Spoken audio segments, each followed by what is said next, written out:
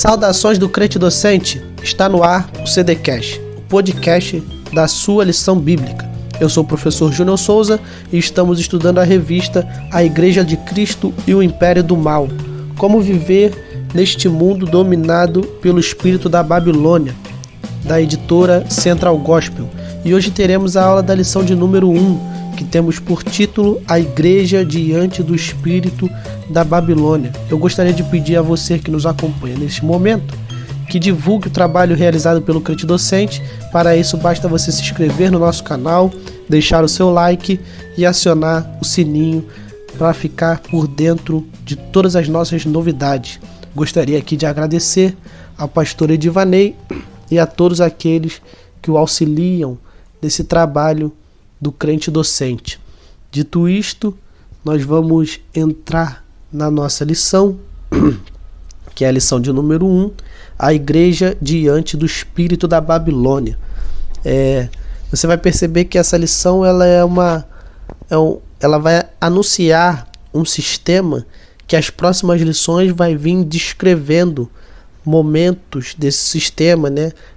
Assuntos que esse sistema tenta nos impor, né? Então nós vamos entender nessa lição que ela vai nos mostrar o que é esse sistema caído, esse sistema mundano, esse sistema corrupto, o que é a Babilônia, o que é o espírito da Babilônia, o que é a grande Babilônia. O nosso texto bíblico básico, ele se encontra em Apocalipse 17, do verso 1 ao 6. Por mais que se trate de Apocalipse, assuntos escatológicos, nós devemos entender que aqui nesta lição não vamos tratar de assuntos concernentes à grande tribulação ou assuntos escatológicos, da sua natureza escatológica, né? Nós vamos tratar aqui a simbologia do texto.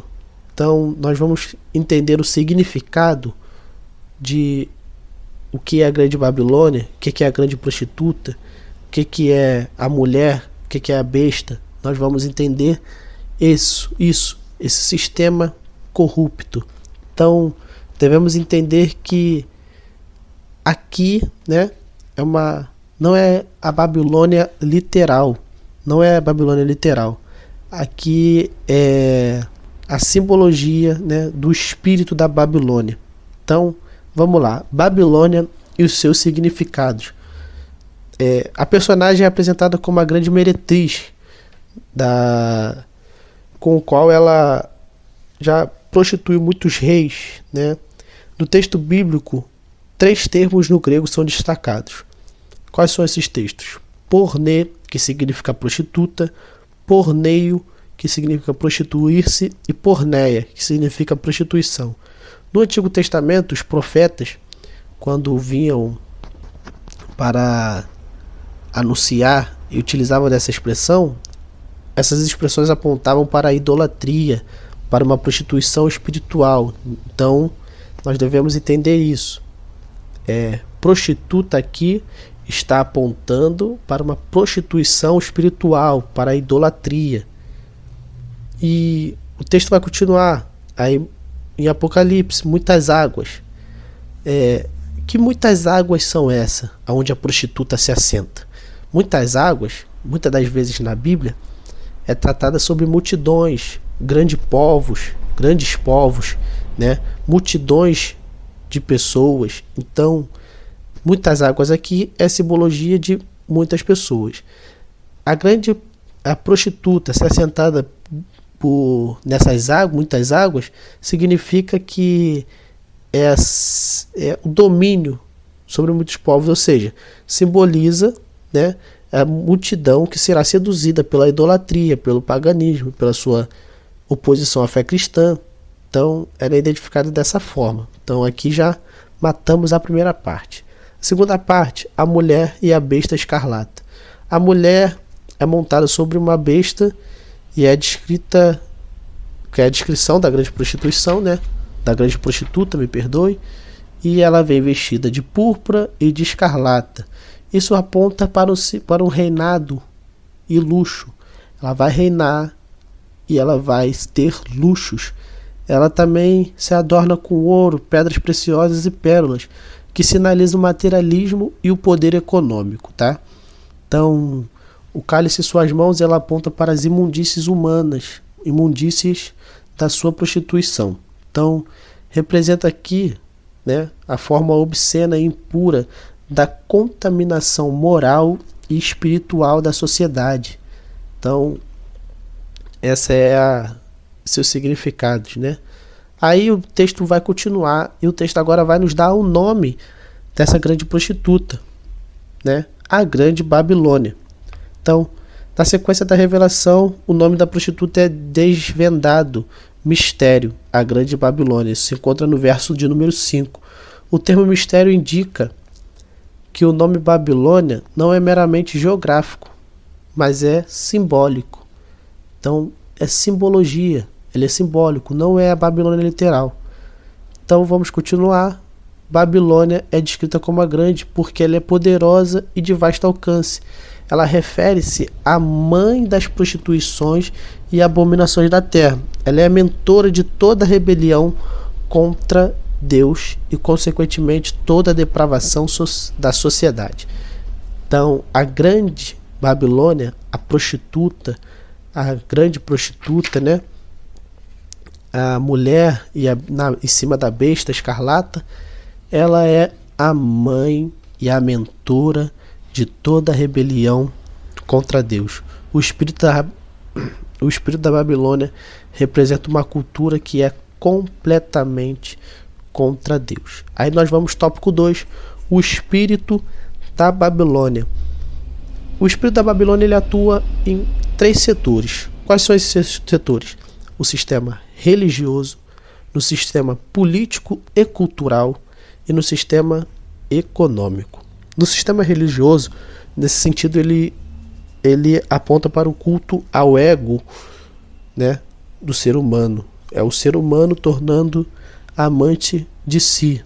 É o ser humano dando prioridade ao dinheiro e aos prazeres da carne, né, se deixando levar por uma imoralidade, se deixando levar, sendo doutrinário pela carne humana. Então ele se torna um devasso, ele se torna ser humano, se torna amante de si mesmo. Então temos até uma lição que vai tratar sobre isso, né? Que é quando a criatura vale mais que o Criador. Quando o ser humano ele é amante de si, ele acha que ele está valendo mais do que Deus. Ele não dá prioridade a Deus, ele dá prioridade ao dinheiro, ele dá prioridade às vontades humanas, ele dá prioridade às vontades da carne. No sistema político e cultural, nós vemos, por exemplo, hoje em dia, pautas progressistas, né, invertendo valores, apologia a aborto, ideologia de gênero, legalização de drogas, legalização da prostituição, são ideias ideológicas que vão contra a fé cristã, vão contra a Bíblia. Então, no sistema político e cultural eles agem dessa forma, né? No sistema cultural, como é que eles fazem? Com mídias, com artes, com a literatura, impondo, né, o que eles chamam de politicamente correto para que a sociedade venha a aceitar. Então, nesse contexto, né, dessa cultura, nós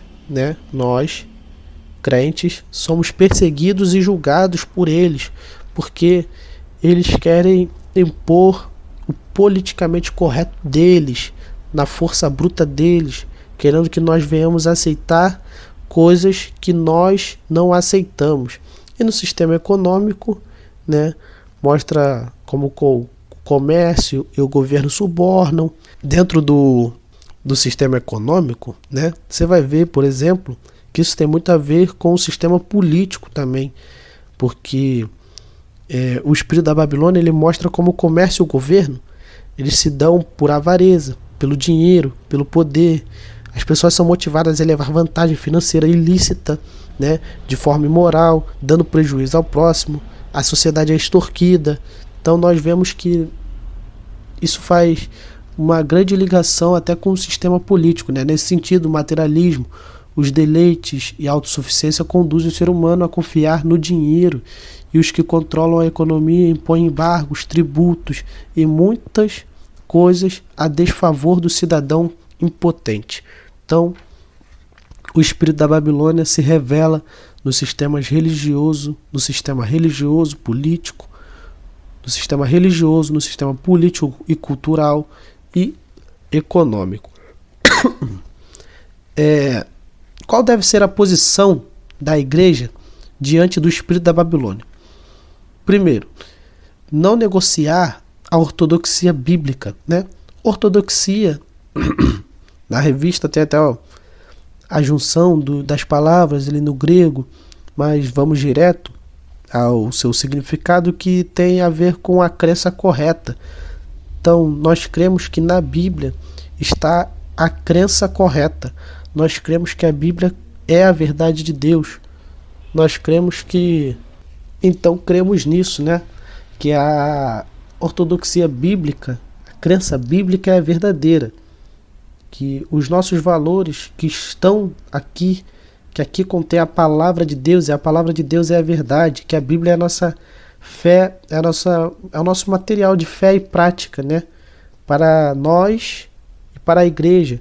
Precisamos reafirmar essa verdade bíblica como valor universal e imutável. A Bíblia é a palavra de Deus, e a palavra de Deus, ela é a verdade.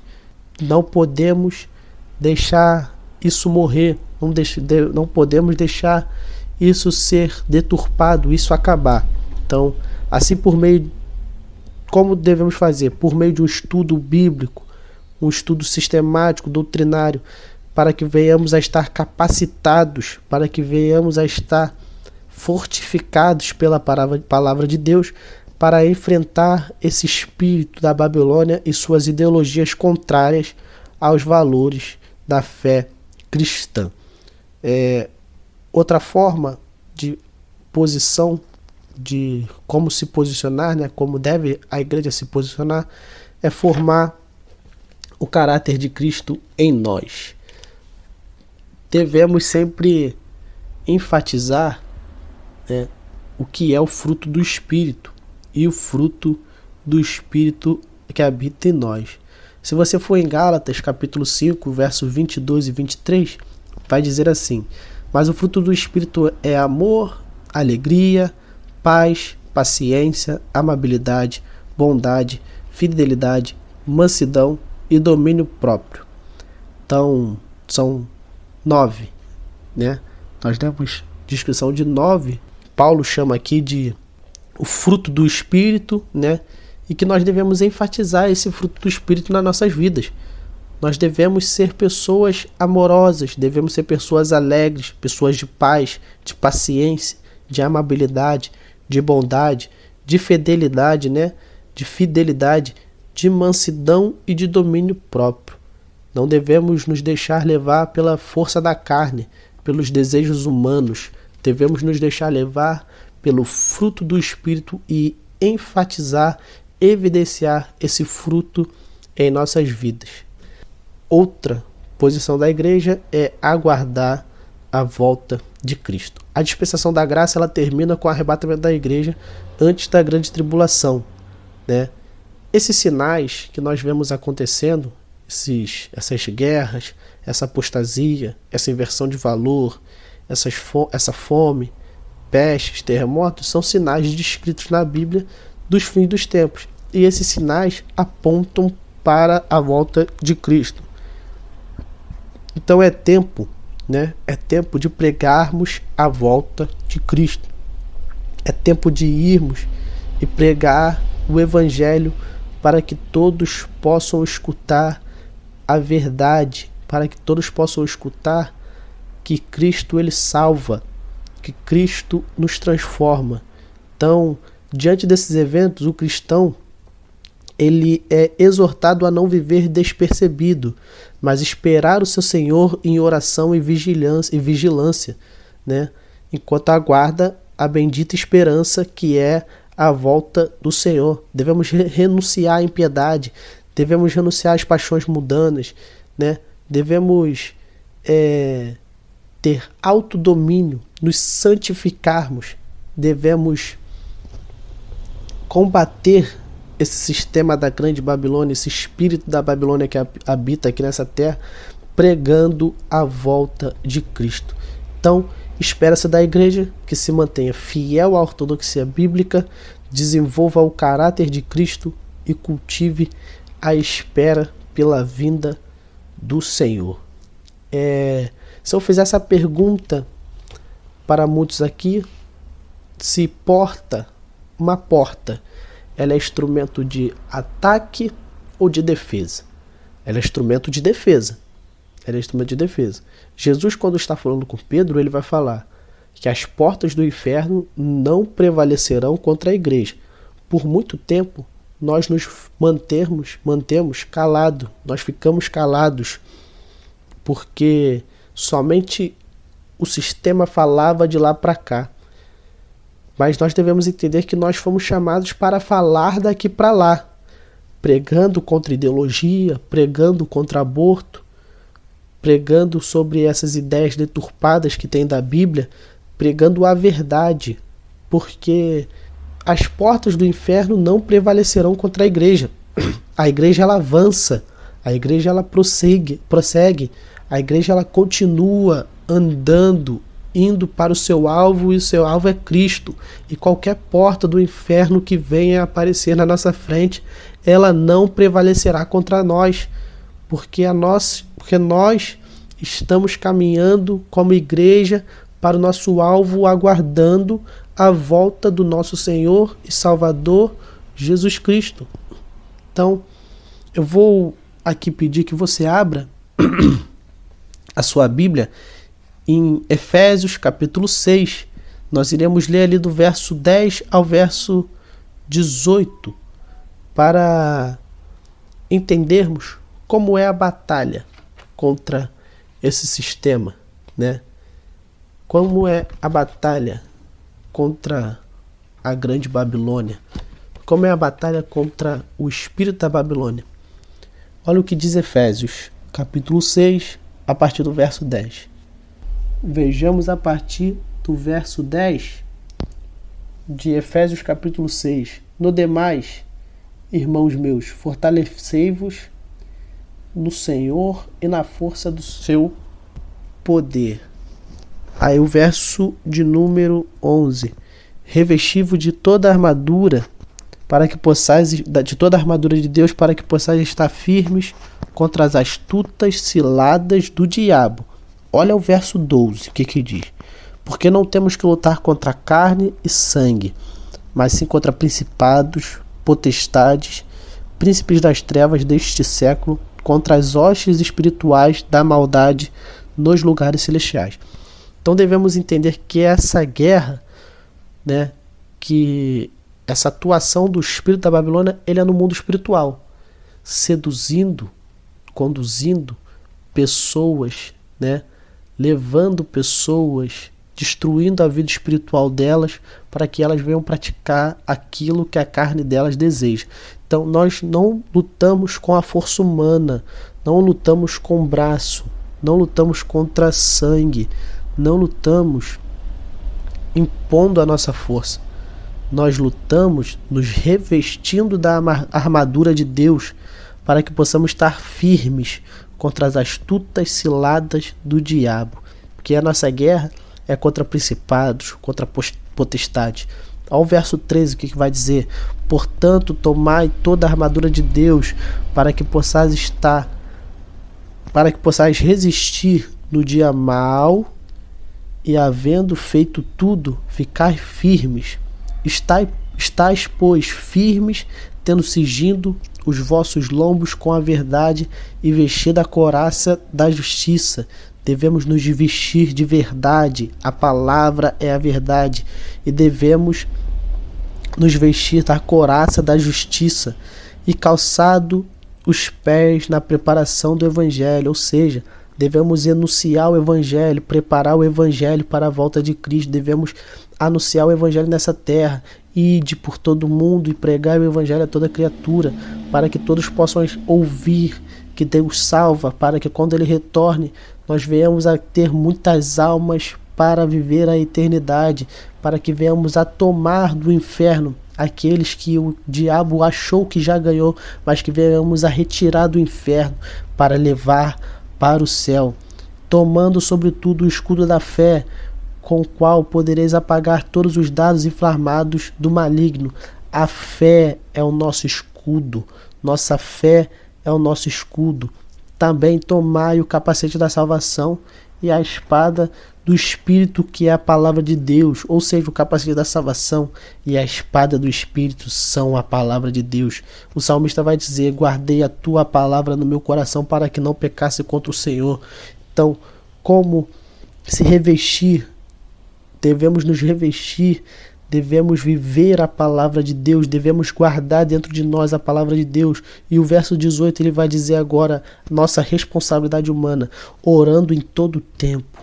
A todo tempo devemos orar, com toda oração e súplica no Espírito, e vigiando, ou seja, devemos orar e vigiar, com toda perseverança e súplica por todos os santos, ou seja, não oramos apenas por nós, oramos pelo corpo da igreja, oramos pelo corpo de Cristo nessa terra, porque a igreja é a família de Deus nessa terra.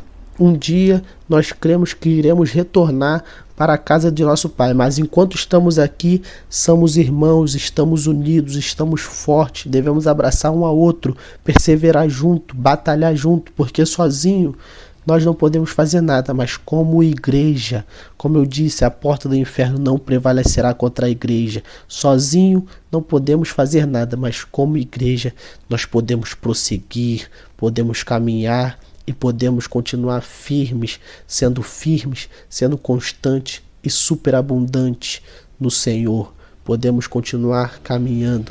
Então, para que você venha estar sempre revestido de toda a armadura do Senhor, que você possa estar sempre orando, vigiando, que você possa estar sempre caminhando e prosseguindo para o alvo, não se deixando abater por esse sistema caído, não se deixando abater pelo espírito da Babilônia, porque a nossa fé está em Cristo, a verdade está em Cristo.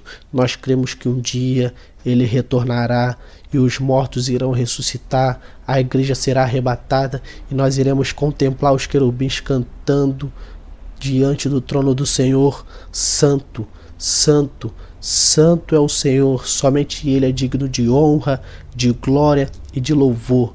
Então que venhamos a estar revestidos da armadura do Senhor, que venhamos a nos opor a esse sistema que vem pregando contra nós, que nós venhamos a cada vez mais pregar a verdade, buscando almas, tirando almas do mundo e trazendo para a igreja, e ganhando almas para o nosso Senhor e Salvador Jesus Cristo.